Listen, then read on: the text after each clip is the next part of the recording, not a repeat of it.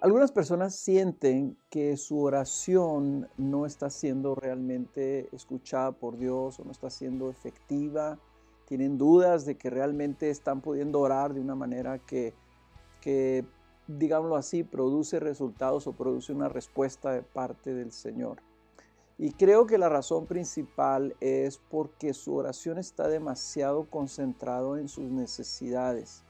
La Escritura dice que si nosotros pedimos cualquier cosa a Dios en base a su voluntad, Él nos escucha.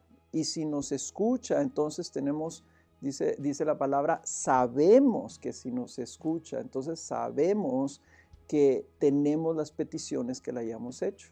La clave está en que dice 1 Juan capítulo 5 que es en que estemos orando conforme a su voluntad. Ahora, ¿cómo sabemos que estamos orando conforme a su voluntad? Bueno, entonces también el Evangelio, tanto el libro de Mateo como el libro de Lucas, nos dice que Jesucristo enseñó a sus discípulos cómo orar. Y obviamente, si es Jesús el que está enseñándonos a orar, Jesús nos está diciendo cuál es su voluntad en oración. Y lo hace en la famosa oración conocida como el Padre Nuestro, cuando Jesús enseña a sus discípulos a orar al Padre, a nuestro Padre que está en los cielos.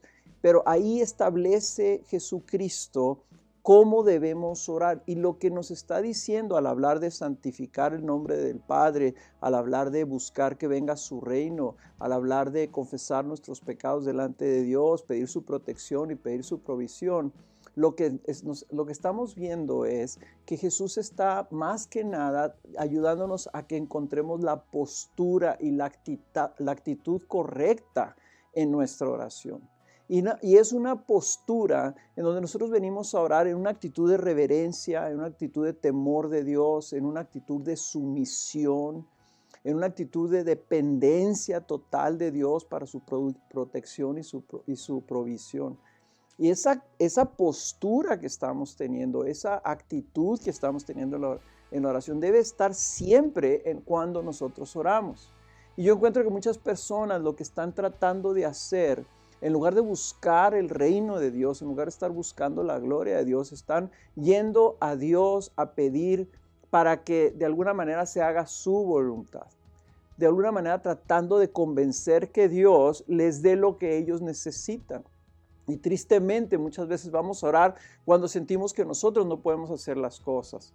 En otras palabras, vamos a orar en una actitud de autosuficiencia y cuando ya no podemos, cuando todo falla, entonces vamos a orar. Y creo que esos factores son los que están influyendo en que no sintamos que realmente Dios nos está escuchando.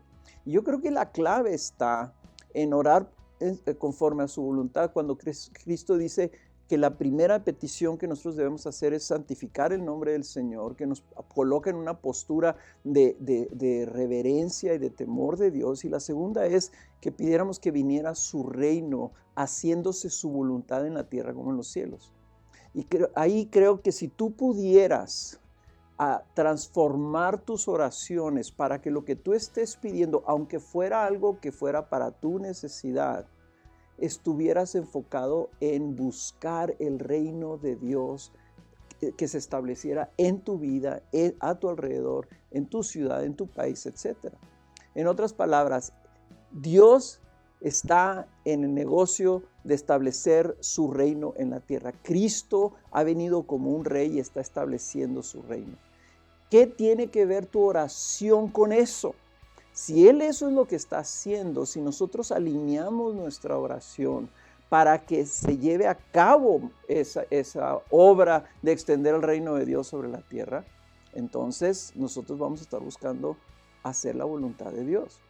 Si tú estás viniendo a pedirle a Dios algo específicamente, si tú estás pidiéndole, por ejemplo, que bendiga tu matrimonio, tú te tienes que preguntar, ¿por qué le estoy pidiendo que bendiga mi matrimonio? Para tener un mejor matrimonio, para ser más feliz, para estar más a gusto, para no tener conflictos, o estás buscando que se establezca el reino de Dios en tu matrimonio y que de alguna forma eso contribuya a la extensión del reino en la tierra.